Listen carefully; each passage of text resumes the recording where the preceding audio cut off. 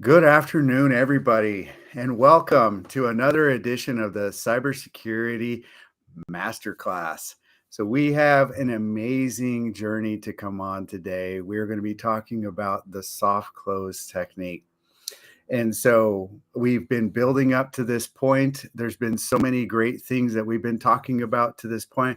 We did a little bit about knowing the no, which was an interesting topic where you were basically understanding the no's that you might get in conversations with customers. We back up a little bit from there. We also learned a lot about some of the strategy around talk tracks and having open conversations.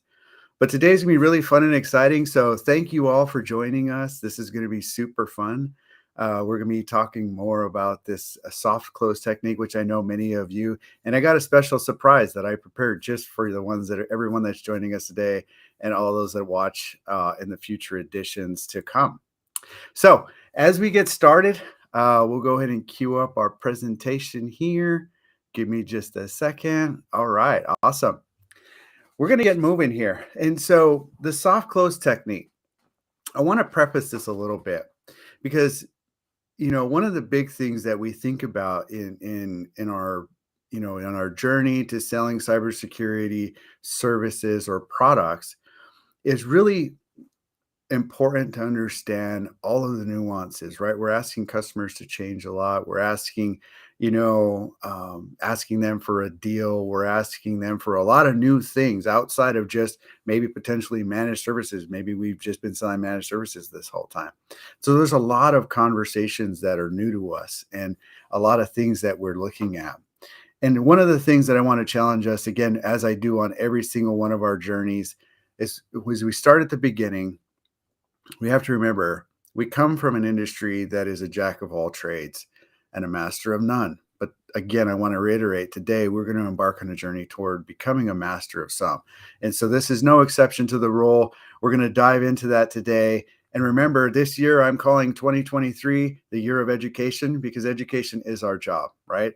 Cybersecurity is complex, but it doesn't have to be hard when we're getting started. We have to be diligent about things. And so, I want to jump into this a little bit and talk about how we're going to engage to win today. I know many of you that are joining us with us that have followed us on this journey have all been so great on participating in the chat. We are going to do that later today. So for those of you that are joining us, I want to make sure that you recognize that we're going to make this fun and exciting. We're going to be having, so today's best question is going to win a prize. For those of you that ask good questions, make sure this is for you. We're doing this for you. So we want to make sure that you are asking the questions and we are answering them for you. Also, today's best comment in the chat, make sure we're going to turn the chat on live. Know that it is going to be streamed to everybody. So be on your best behavior, but your best comment in the chat is also going to win a prize as well. And for those of you that absolutely are engaged with this and are engaging at 100% and really commenting and chatting, again, this is a community-led effort. We want to make sure that the community is getting value out of this. Make sure that you're doing that. The most engagement today will win a shirt. So that being said, I want to get started and talk a little bit about our content. So one of the things that as we kind of come through this, we're going to go through a little bit of a recap. I want to make sure that for those of you that are joining us, maybe for the first time, and you haven't had a chance to go back and look at the previous master classes, we're going to just cover real briefly and just some initial talk tracks, initial things that we've covered over the past months that we've been doing this. So we're going to be talking about the process, planning and preparation. We're going to dive into the soft close technique. We're going to talk about steps to success. And then something very special, near and dear to my heart, where we're going to bake the whole thing all together, and we're going to be talking about the customer journey. Now, one of the big things that I want to illustrate as we're going through these points today, if you have questions about any of this stuff, feel free to reach out to us at any point in time. I know that there's a lot of ground that we cover in some of these master classes that oftentimes leave some opportunity for questions. We created a LinkedIn group specifically for those of you that have questions. So we're going to share that with you at the end of this session today. Make sure that if you have those questions and you don't ask today in the chat, that's okay. Feel free to ping us on LinkedIn or any other meaningful way. We're happy to be able to answer those questions for you. So let's pop into this real quick. And I'm curious, as we look at this, I want to do a little bit of a recap. So we've learned how to make our customers feel comfortable. That was one of the big topics. We talked about that in the previous master classes where this is an uncomfortable conversation. Generally, sitting at a business table and we're all not used to selling, one of the hardest things to do is to maintain and realize that we need to stay uncomfortable, right? And we have to become more comfortable with being uncomfortable. Sounds a little bit of a nuance, but it's important that you understand this will never really truly feel comfortable. And you have to recognize that even though you may become more and more comfortable with your talk tracks, your customers may not be comfortable with the conversation. It's different when they're learning from somebody. And so, as we think about this, we have to make sure that we're making them feel comfortable enough to make them open to the education that we're going to be presenting them. And that was something that we did in the first master class. We talked about educating them through conversation, and I think that's really important. And I think we have to focus more on that. And I promise you, if you do, you will learn and gain a lot more deals by doing just that. So we did learn our talk tracks. We learned how to find the no before we get it. And understanding the no's that you're going to get is so essential because asking yourself, all right, what no are we going to get today? It helps you build your process around that. And we'll touch on that really quickly. But most importantly, over the last couple master classes, we've given you frameworks, 5 steps to success in each one of those things. Now, I know that many of you may have not seen all that, but today we're going to bake all that together and we're going to show you how all those steps in those individual components actually will make something really special. So we're going to jump through that today and have a conversation. But before I do, I'd like to hear from the audience. So for those of you that are joining us today, I'd love to hear how have we pivoted our conversations to asking more questions. I want this, as we start these master classes, I challenge each of you to ask more questions around the, conversations with your customers instead of presenting content to them. Ask more questions about it. And I'm curious, how many of you have pivoted your conversations in your talk tracks to asking more questions? Comment in the chat here because I am interested in hearing about that. And if you got any success stories about maybe you asked a specific question, remember, everybody, we're all learning together here. And that if whatever you might be asking might be effective for somebody else, feel free to share because it's very important. As a community-led effort, I do believe that we can all learn from each other. So if you got some questions that you've been asking, things that you've been talking to your customers about, maybe some questions you took from the previous sessions, share them here in the chat. Love the comments that are coming in. Thanks for that, you guys. So the goal here is to make our customers and clients feel comfortable. Again, back to the beginning. We need to make sure that we address their concerns and not make concerns an addressable point. We covered this in the last as a little bit of a recap. But remember, it's our job to educate them and build trust and gain rapport. Again, asking the questions, and I love this, letting the customer talk, they will eventually tell you what they need, want, and expect. You're definitely queuing me up because this is a wonderful point. It's interesting here, and again, I think my picture may be overlaying on top of this, but we have our work cut out for us because 19% of customers trust salespeople. Now, not that view. I don't know. It may not work. But if you think about the 19% of customers that trust salespeople, it's like, Juan, I don't really care about that. Keep in mind, anytime you're positioning a product or service to a customer, you're considered a salesperson. So if there's 19% of them that trust us, we got a long road to go, right? And so it's really interesting to think about that stat. And thank you, HubSpot.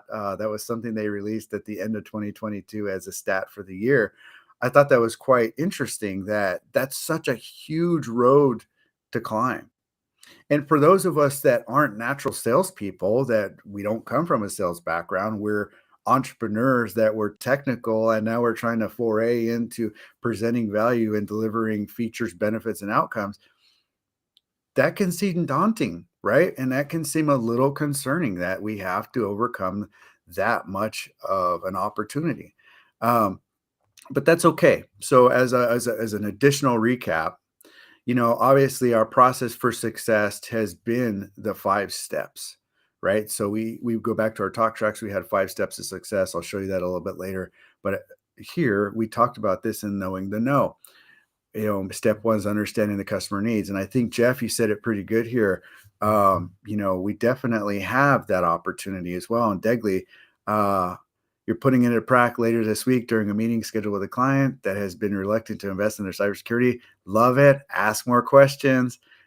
You'll see some results. Understanding the customer needs. Again, recap. Number two was identifying their budget and their spending. So many people have a hard time with this one. And I had this conversation with somebody else the other day. They were like, well, I don't really like to ask people about how much money they're spending. And it's like, again, back to knowing the no. If this is more money than they are spending already, then I'm asking them to spend money that they didn't allot for this. And I know that a lot of the times this cybersecurity initiative that we're talking about is money that they have all decided not to either spend money on, or it's been something they've been reluctant to do. So clarifying their budget for spending, this is going to be an interesting one, right? There's a lot of things that build up to that. And so we're going to cover that in a little bit more, but I want to make sure that we pay attention to making sure that they have funding for it, because the no you might get is like, Juan, I don't buy cybersecurity services now. Why would I want it now? Like, the value conversation that we have to have is much different than if they're already paying for cybersecurity services. And one of the questions I love to ask is, who do you guys think is easier to sell to? Somebody that's never had it before, or somebody that's already paying for it through somebody else? And it's interesting, the conversation that I'll get back. A lot of people will say, Juan, I think it's the person that's never bought it before. I'm like, that's the hardest customer to sell to, because I'm asking you to spend more than zero.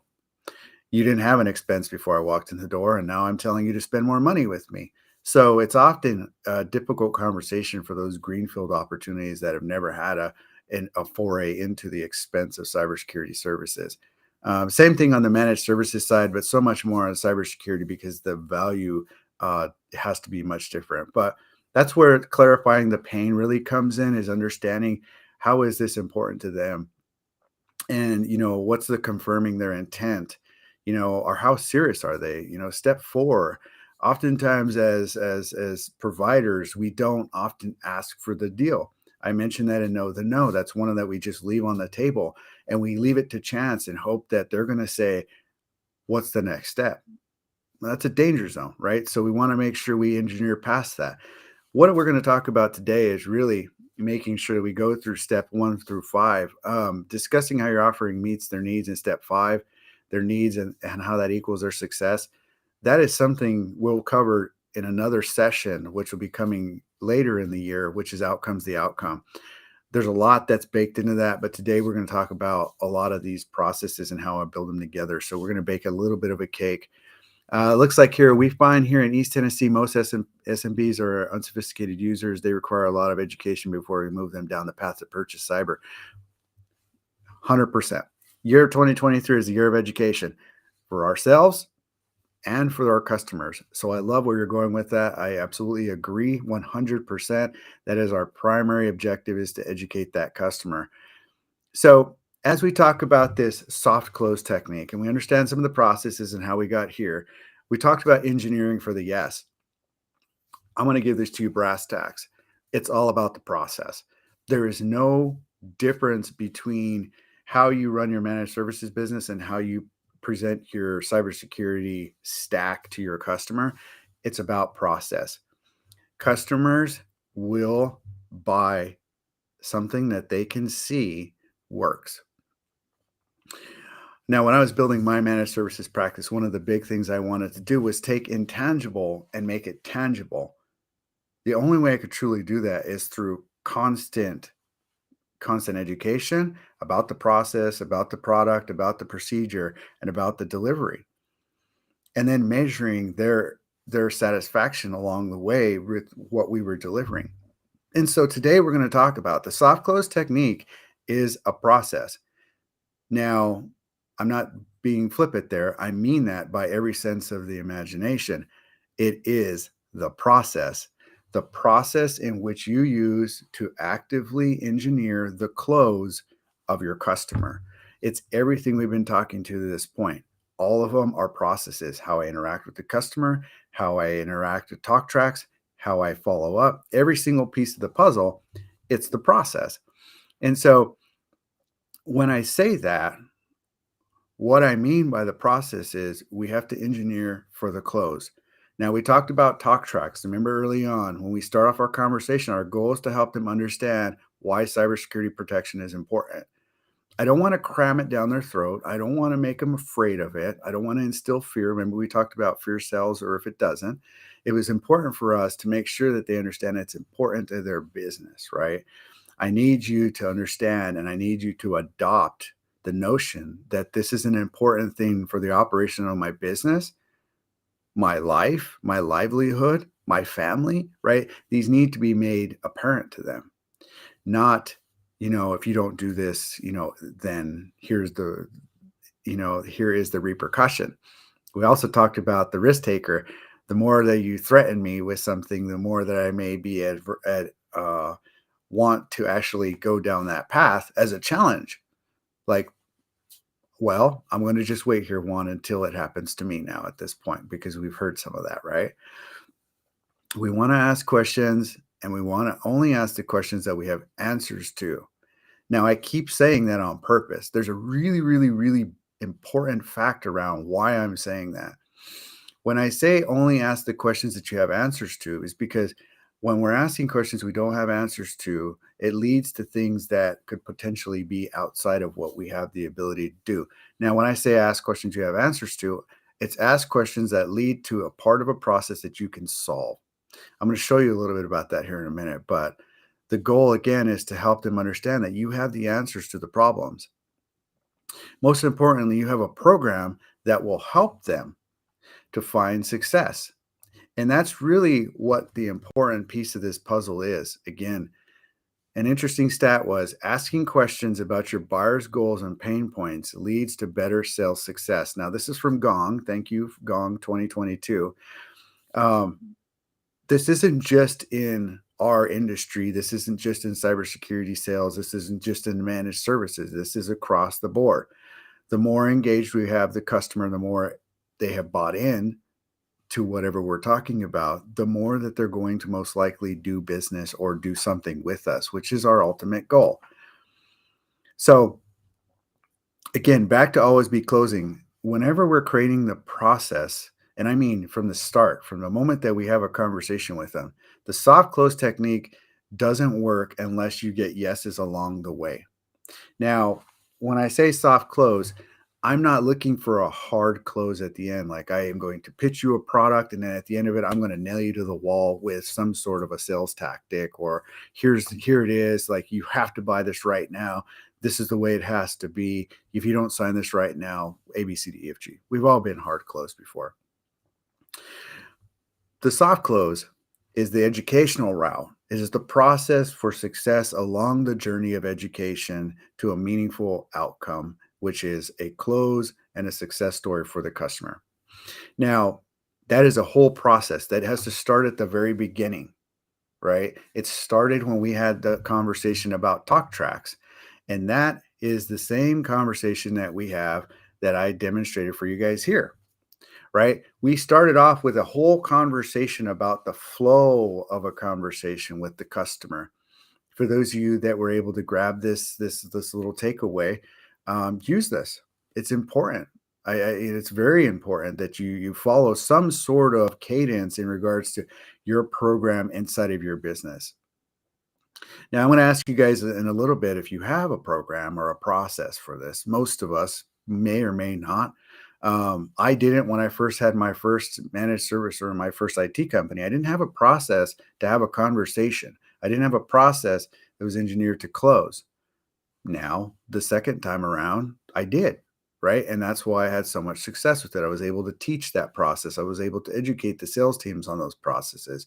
We were able to look at things in a much different light. We had information and data around whether or not that was working or not. We were able to look at all these different points. And this is where it's important to look at here, in this quick summation scenario, when you change your conversation to line up with your process, it's important that you line it up appropriately. Again, back to asking questions you want answers to. Let's go through this a little bit, right? So, uh, for those of you that have other questions too that you've been asking, please keep continuing posting them in the chat. These are great. So, number one, tell me about your business, right? Opening statement. It's interesting. Most of us oftentimes will jump into about us. Hold on, pause for a second. We learned that in the first one. Let's not talk too much about who we are. Let's learn more about them.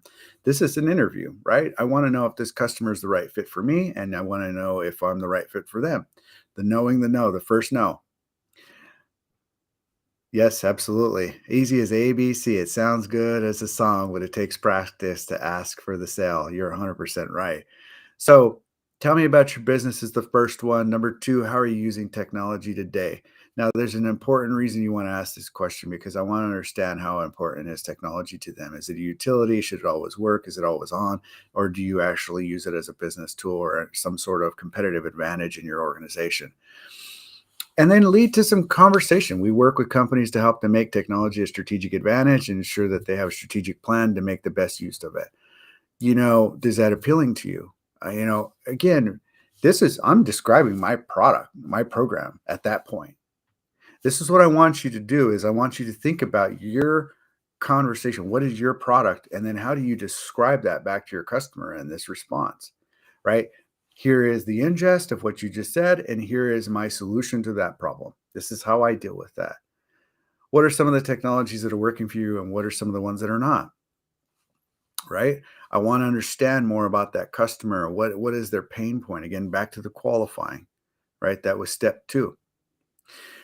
Number three, we work with companies like yours. We also see all kinds of issues. Some of the things that we solve for are X, right? So if you're positioning a cybersecurity product, here's the solution. This is what we work with. This is how this solves the pain that is specific to your program, your product, or your company, or your problem in your company, excuse me.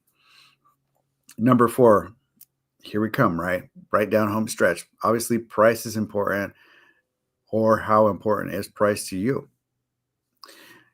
It's important to get this question out of the gate. I oftentimes would say, hey, our pricing is X, Y, and Z. Should we continue talking or should we stay friends? You want to get to the know just as fast with yourself and whether or not this is the right customer for you, because if they're not interested in paying for the services that you offer, don't make the critical mistake by bargaining your value to win a deal.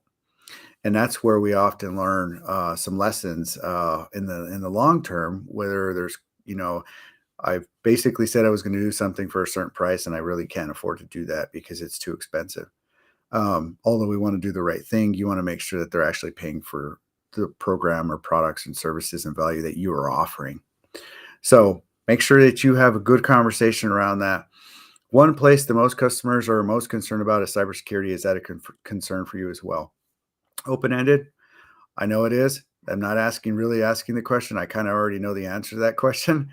It's super important. Now, is it important to you? And how much education do I have to teach you? And again, this is back to some of the recap from the beginning, but one of the final questions is asking for the deal. It sounds like we're a good fit here. Would it make sense for us to bring you? It makes sense for us to bring you on as a customer, our onboarding, and then spell out your program. Our onboarding takes 30 days. We want to make sure to plan accordingly for a smooth transition without disruption. Ask for the deal. Now, if you can look through the psychology of the way this is framed up, I did this on purpose so that you could get a really quick view on a soft close. Now, I'm asking some questions. Generally, most of them are going to result in some sort of a yes or a meaningful outcome. I have a response to those so that we can answer them. But at the end of it, I know I got a good qualified customer here, and I know I have something that is interesting to them because they want to do business with me and I want to do business with them, right? They can afford it. I want to help them. Let's talk about it. So again, the scenario here is engineering for it. And I'm curious, for those of you that are out there with me joining today, do you guys have a process that you can illustrate to your customer in any form right now? Like, do you have, when you're getting ready to present a cybersecurity product, is there a process that you can illustrate start to finish? Here's how it starts. and here's how it ends. Here's what you should expect. Now, if you're like me, when I first started off, you may not have one, and then that's okay because that's fine. The whole process here, and the reason that I asked this question is because if this is of value, this is something that we worked on to provide for you today, and I'm going to share that is a templated process. So for those of you that join us on the LinkedIn group, we'll be working on this here into the future. So if again you got a process, tell me a little bit about your process. I'd love to hear if you could spell it out, maybe a couple bullet points of what's working for you. I think it'd be meaningful for everyone else as a share here. So, as we answer that question, back to the program. The program is the plan. Our program is designed to protect you from something. Is this important to you? Now, when I ask if you have a plan, I've asked a question. The customer immediately says, how? Right? That's in their mind, whether they say it out loud or not. They're going to ask how, and then that's a really dangerous place to be if you don't answer it, right? And you have to spell it out and make it measurable so that you can show progress in that exact moment. Don't leave this open to conversation. Close this conversation with a deliverable. One of the things that you can do is you can actually demonstrate those processes or that program or even a quick wireframe of here's how we do it. I think show and tell is really important. People learn through a number of different ways, whether it's through audio, whether it's some sort of a visual depiction, or they learn through some sort of creative, or they learn through reading. There's a number of different ways people learn. But I often found that as I would use illustrated diagrams of our process on here's exactly how this goes, does this sound good to you? So many customers would come back and say, I love that. I can see exactly where I'm going to go on this. And I feel like that's a strong opportunity for us. I've never seen anything like that. So thank you for showing that to me. Now, I say this, ask questions you want answers to so that you have answers to them. You have to answer those questions. You can answer them verbally, but you can also answer them logically and also through imagery and using some sort of diagram of your process, like here's exactly how we do it, or talk through the process or relate back to something inside of your program that's an actual manageable, measurable piece that shows them that level of success or what they're going to be being delivered. And so here's another interesting stat that I wanted to share. And here it is, right? Somebody mentioned it a little bit earlier. Buyers want things, and we have to make sure that we recognize that those things are things they want. They don't necessarily want us to talk tech to them. 69% of buyers say that they want people to listen to their needs. That's a big one, right? So when we're asking questions, we should be asking the questions that people want to be asked, right? Again, if we're going back to soft close, I need to cater to the conversation that they want to have, not the conversation that I feel comfortable with. That may be very technical. That may be very left field or right field. And it may be, red team, blue team. I'm not exactly sure what conversations we want to have with them, but the ones that they want to have are the ones that listen to their needs. 61% of them say, don't be pushy and give me relevant information. Here's another one, right? 51% of customers that want salespeople to respond in a timely manner. Now, these are huge. And again, thanks HubSpot for that meaningful stat. Again, it was their end of the year report for 2022 based on customer buying habits of technology. These are big, right? These are numbers that aren't relevant. I'm sure many of you that are out there it sounds like a good group of you here in the chat have found those nuances of customers that really want to have conversations that are surrounding them. Now, oftentimes we come together, we put together a deck and we have something that we want to present to them and we want to tell them all about it because we're really excited. Hold on a second there. It's okay if you're going to do it down the road and you have a reason to do it and you're going to answer it and you're going to spell out like this elaborate plan on how they're going to be successful. That's a wonderful place to do it. Up front, first things first, you want to make sure that you're building that rapport. Again, back to the beginning. So now that we know this to be a fact, that customers are asking us to do something differently, let's do it.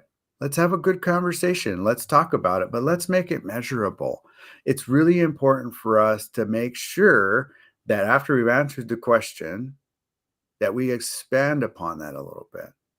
Let's keep the conversation going here. Let's not make it just Q&A. Let's give it Q, A, and an outcome. We're going to dive into outcomes a lot more later, but one of the meaningful things people want as part of a plan is they want an outcome. They want to know how my business is going to be impacted by this particular scenario. If I'm illustrating a pain point, that means that I have a problem. If you're going to solve my problem, I only not only need to hear you say it, because I've heard a lot of people come up in my office and tell me they're going to solve a problem. I need to see relevant information about how you're going to do that. So, one of the great ways to do it is make it measurable. Our process will take 30 days to implement, at which time we will be having bi-weekly meetings to discuss the following: implementation, risk remediation, exposure, opportunities, timelines, education. These are meaningful measurables. These are the points where the rubber meets the road.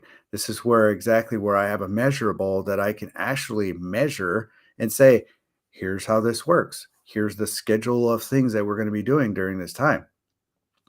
Here's what you should expect from us on this measurable meaning amount of time.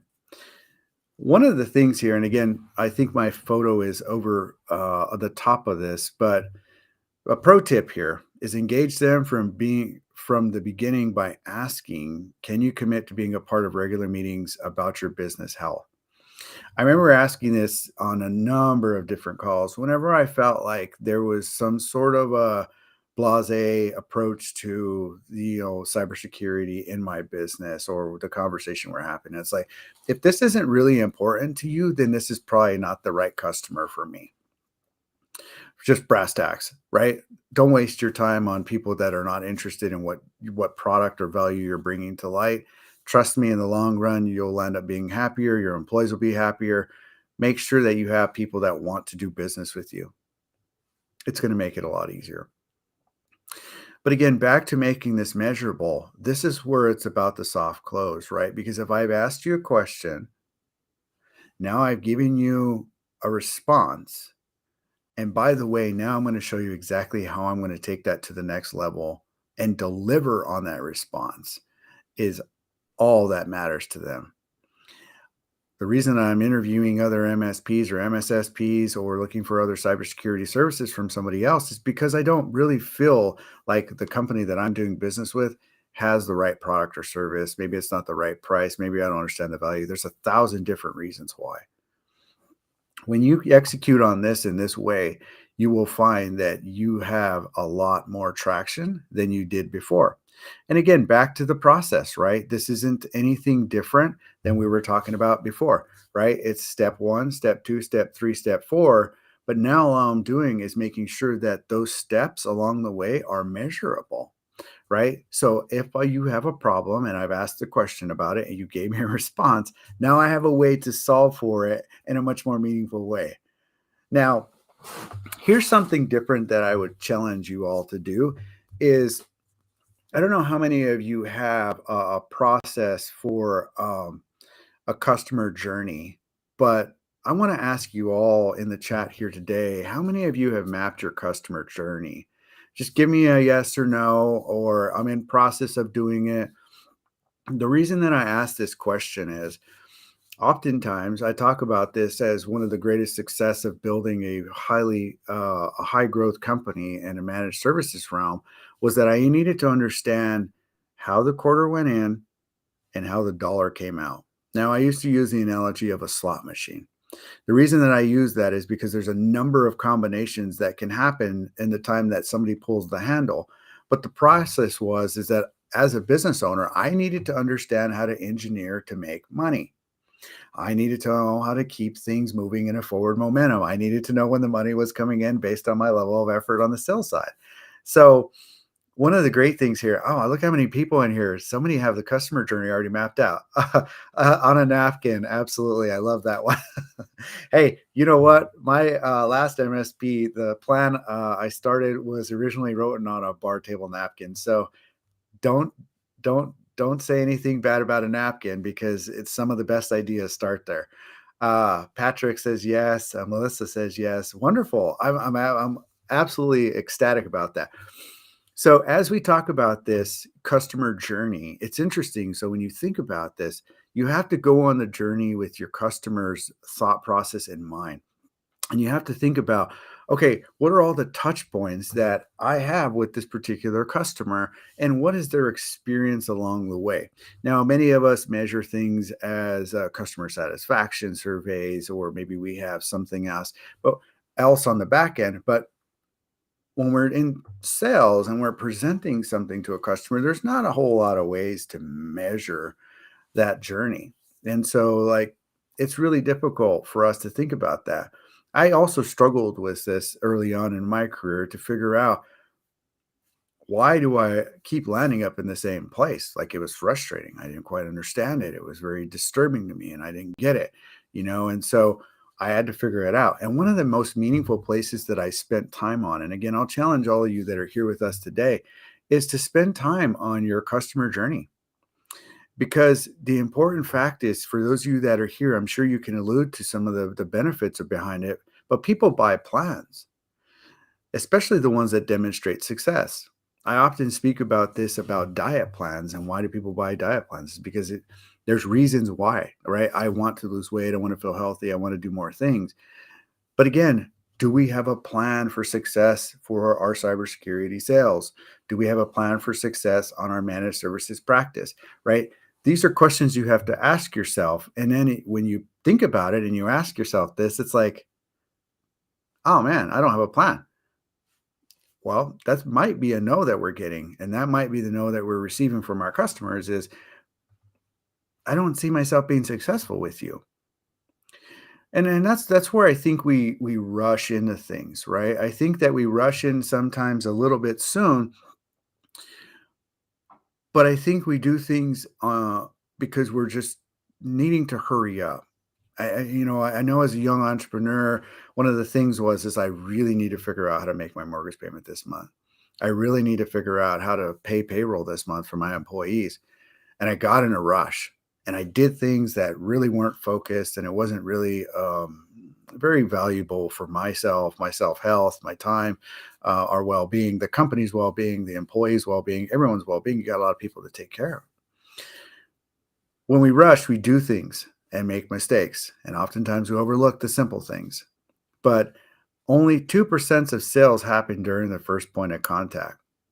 And this is interesting because as a young entrepreneur, I often thought that when I walked into an office, I should close every single deal. This is a lot of the no session that we talked about. Sometimes it's not the right customer for us. There's a lot of things that go into this. So you have to take your time and make sure that you have built in a process for success so that you can understand the first conversation, second conversation. There may be a number of conversations. You can streamline those things, but you got to really understand how you put the quarter in and how that dollar comes out. Where do you make your investment and what's the return on it for you? And that has to be the same for your customers.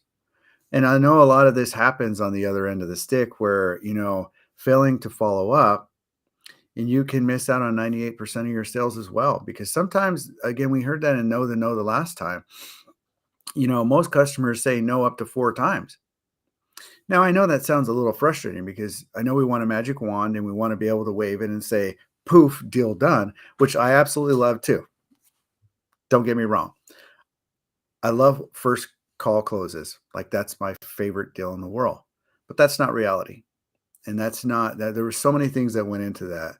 And on the reverse side of that, it's important for you to understand, if you got that opportunity and you saw something close that fast, how did it close that fast? And let's take a look at that benchmark and take a look back at this customer journey. So here's where it gets real. And we're going to jump into this. So I know that we've been kind of on the lower echelon of understanding and kind of getting our feet wet on just kind of wading into this pool. We're going to dive a little bit deeper here. And this is where I want to be very serious about some of the stuff that we're talking about today, because follow up is a real thing. If you don't do it right, you may as well stop. And I'll be honest with you right now. If you have a QBR or TBR process, a technology business review process, make sure that you start as soon as you're having the conversation. Use that as your strategy from the moment you walked in the door. Don't come into the door telling the customer that I have one. Walk me on the journey. The most interesting note I used to have was the conversation with my salespeople. For those with us last time, I used to say, if you walked out with a no, it's probably because you brought it with you. And that's most likely because we didn't do something right, right? We didn't understand what we're going into. Maybe we were just in a hurry. We ran into it. We didn't think much about it. We threw something on the table and said, do you want to buy it? That's dangerous to do. I also call that burning the lead, because that first interaction that they had with you, they were interested in the products and services that you had. They didn't take the call because they didn't want it. You found what we call education. And now I often say use a deal autopsy spreadsheet or something along those lines so that you can go back and look at how did this deal not transpire. But if you have a QBR and TBR process, use that to your advantage. You're a little bit ahead of the curve if you have one of those, because you understand some of the strategy. Now use that strategy as a template for your program delivery over time, so the customer understands that I have a plan that we're going to work on together. It's really easy to do, and I think that that's really meaningful. If we don't have a planner that's measurable, we need to go back to the drawing board. Again, remember, the no you're going to get here is no, I don't think I see success with you. Flat out. I know it hurts to hear, and I know many of you that are with us today, and this is why I said it gets real here. That you turn up the temperature on the reality of the situation. If I don't have a plan for a customer's success, they're probably going to say, I don't see myself being successful with you, because I haven't, I may have heard a few things, but I don't see it. Like, show it to me. Like, I need to see it. Like, I've been told a lot of things in my life, so I need you to show me now. And make sure that your plan is real and you can clearly articulate it. That was one of the things that I would often catch people doing, and I still do today as I help MSPs have conversations. We say a lot of things, we put a lot of things on a piece of paper, but we don't have a system internally that we actually can make that happen. And that's where you want to be very careful of overcommitting and under-delivering. We all have felt that in the past, where I was sold something and I don't feel like I got the relevant value out of it. This is that moment where we need to be cognizant of it. So whatever we're positioning, make sure that you're clearly about what it can do, how you can do it, what are the meaningful ways and timelines we can implement it, and the way that we can deliver, and that we're going to measure it along the way to make sure that it's actually successful for you and for us. One of the interesting stats here was acquiring a new customer costs 5 to 25 times more than keeping an existing customer. That's the Harvard Business Review stat for sales for 2022. Oftentimes, a lot of MSPs, a lot of business owners, technology solution providers, don't look inside. We're always looking external to things. If you have a meaningful process, it's really fun to test out on your existing customers and go to them and say, hey, we got this great new process we're going to implement, and we're going to start doing these things with you over this period of time.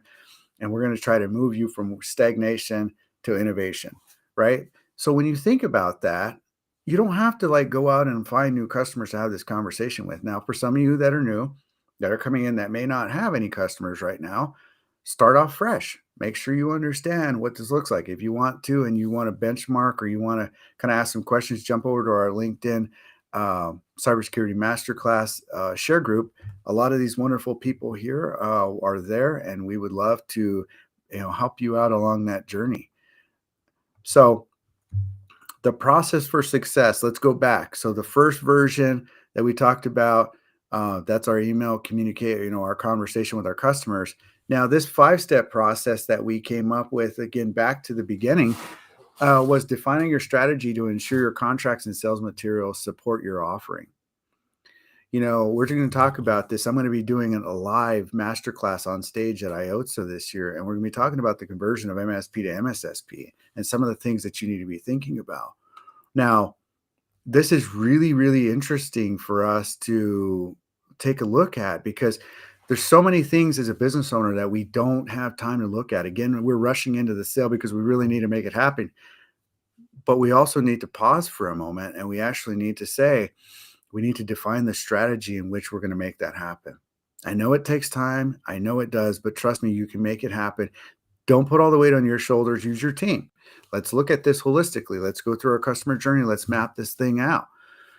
Number two, once we've kind of got our strategy and our program identified, make sure you're preparing emails that are relevant to cybersecurity and to begin sending them out for an outreach a week or a month in advance. If you're positioning a new customer, send them this information in front of your meeting. Let's take some of the questions off of the deal table so that they understand that we're professionals in this realm. Educate them from the moment that you even think about doing business with them and saying, hey, before we get started on our conversation, I'm going to send you some relevant information so that you can learn a little bit about us and our process so that when we get to the conversation with you, you have a good idea of how it is we do business and whether or not you like that kind of business or not. It's really meaningful to open the door to help them understand more from the onset. So if you don't have some of those templates or some of that email, I know there's a lot of vendors that are out there. Again, Hackware, we're a vendor that does that. We produce a lot of content that is, for you to use. So please feel free to use that. Some of the videos, shorts, that type of stuff. Feel free to use it at your opportunity and at your need. And number three, again, back to the education. We heard that in the chat earlier, and we got a lot of great people commenting here. Heather, great stuff. Love that idea too. And I like what you're doing as well in your organization. Tiffany, it's good to see you. Mike, farming is easier than hunting if you're doing it right. Mike, I love what you just said. I want to try to turn this whole conversation around here in a minute to making farming all the conversations we ever have. Right. And that's where I think it's really, really interesting because the more we farm, I used to get asked by salespeople all the time, if you're going to cold call, how would you do it? And I said, I wouldn't. It's really hard. I'd love to educate people on the opportunities. And then at that point in time, if they want to do business with us, they will. Right. And cybersecurity, the lucky part for all of us here today is that everybody needs it. When I first started my first IT company, the reason I did it was because I knew everyone needed technology, right? It was shooting fish in a barrel. It's the same thing now. It's a land grab. And now it's whether or not I feel confident that you have the products, services, and procedures and plan to deliver success. You guys got the product, you got the procedures, you got the staff, you got what you need to make it happen. Now just iron out the plan. So number 4, is take your time. Not everyone's going to come running. Again, hold on a second, slow down. Remember that it takes time to gain trust. And number 5 is once you're ready to commit a customer, make sure that you execute and hold yourself accountable. I talked about that the last time. For those of you that may not have a strategy, again, it looks like I might be cutting this off. We'll share the resources. We'll reach out to every single one of you guys and send the resources because I apologize. It's stepping over this on the bottom. In the MSP Owner's Handbook, which I co-wrote with Marty Stockman, there's a QBR resource in there that helps you frame up some of that strategy. So for those of you that may not have a QBR program, feel free to go grab that, the MSPOwnersHandbook.com. You can download that resource. It's free of charge. There's nothing to it. But it's important to have some sort of a strategy to talk to your customer about. We have everything we need. We just mentioned that.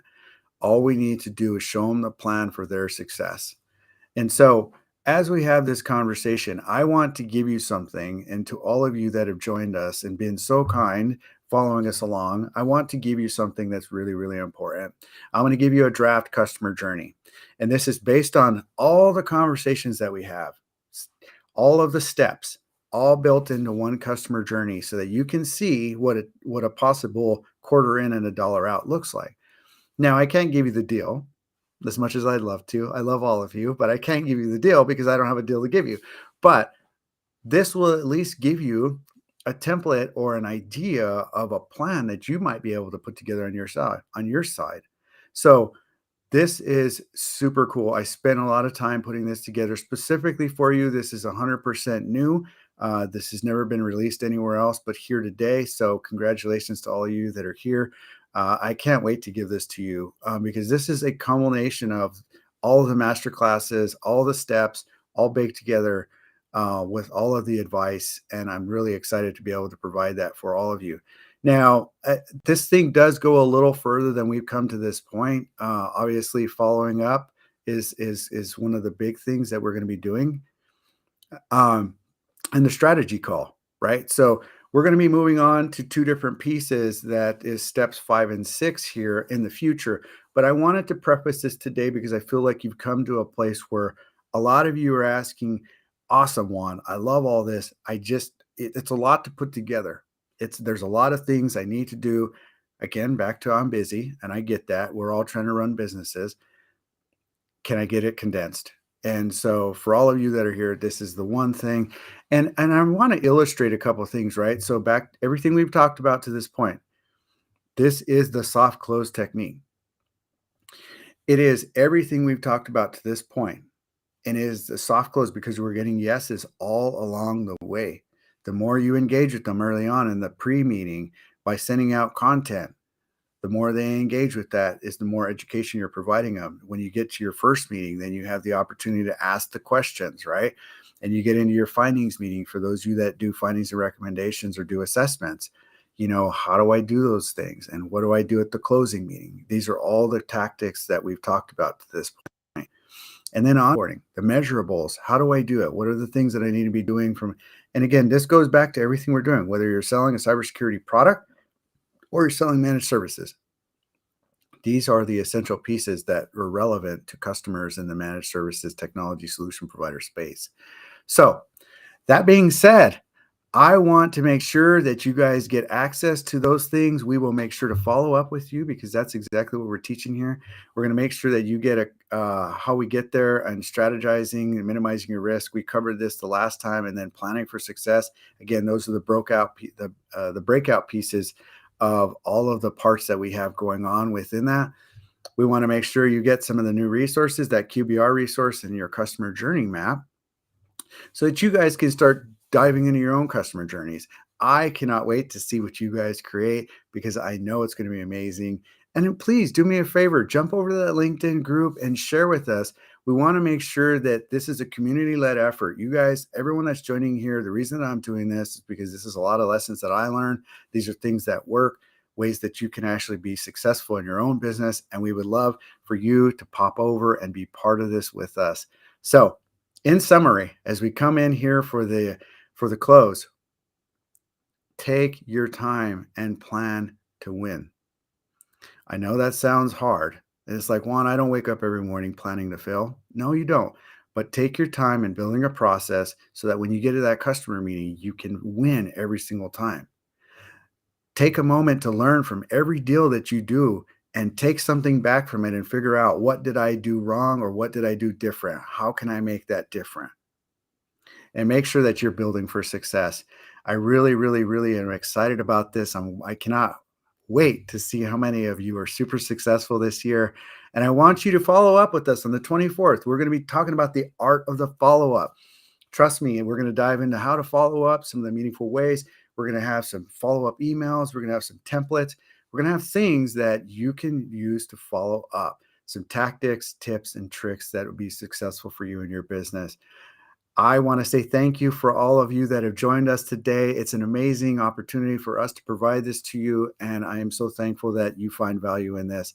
Thank you for all the wonderful comments, and know there will be some winners announced today for all of you that asked good questions, that engaged, and also put your best foot forward this year. So cheers to a happy 2023 to all of you.